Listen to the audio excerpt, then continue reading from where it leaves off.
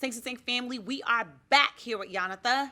Hey. I love the jewels that you are telling us and educating us on. Spoken like a true professor. Yeah. Listen, take notes, you guys. Take notes, seg6 fam. I want to know the obstacles that you faced, the trials and tribulations, and how you overcame them in producing the film.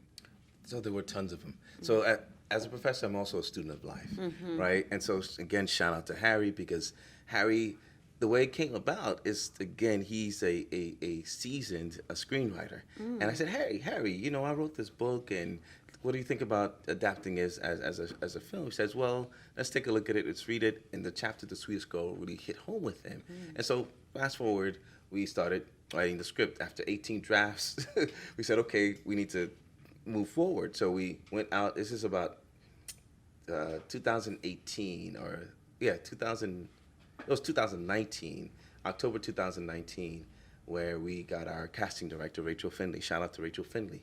She was able to get us a casting call in March of 2020. And then, I changé. Right. It's getting real. It got real, yes. Right? And so we were originally supposed to shoot the film in April. Didn't happen.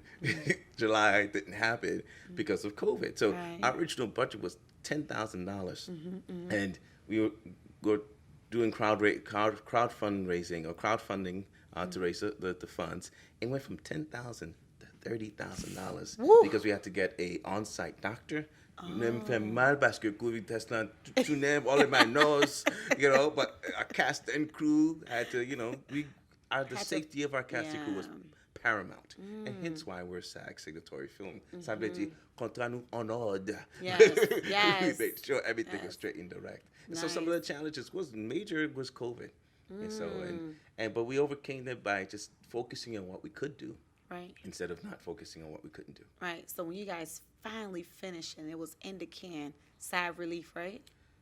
Yes. Yes. There was a pause. There was a pause because Why? the original date was to get it done by December 20th. Okay. To get it to a film festival for Tribeca, but we missed it. Okay. So we hired, a lot of things happened where my editor said, Yanatha, well, this is good, but you need a colorist. And you get, what the heck is a colorist? So we did another fundraiser to get a colorist to pay for a film festival funds to raise. What is a colorist? A colorist is a person that evens out the color in the film. Whoa. Yes. Okay. Because you don't want one scene to be all bright and the next scene to be all dark. It has to be even. Yes. And then also get a sound mixer. So shout out to Rich Spielberg, who's our sound mixer. His clients include Josh Groban and Ringo Starr. So talk about the people involved in our project. Right. And we're blessed because it's not about us. Right. It's about the people. The reason why we did this film. So when you're where Prisca Millias, Patricia Desimore, all these Haitian names, you got Google you. Right. And you're where you're Haitian. So nobody would, God willing, they will never have to do that die before 21 passport ever again. And that's why we did it. Right. And shout outs to Edwidge Dantica. She's one of our biggest supporters from the very beginning. She's amazing, humble, kind. And so one day, God willing, we'll be able to bring to life one of her films. Love it. You know what the amazing thing? Sorry, I apologize. One of her books, yes. An amazing point to add to is about representation is that now we can not only have people know that, okay, this is possible. I have shoulders that I can stand on now off camera, on camera as well, because they've been really doing damage on camera with the acting has been deplorable. I'm sorry. I don't know who's been casting. But lately I have seen a couple of Netflix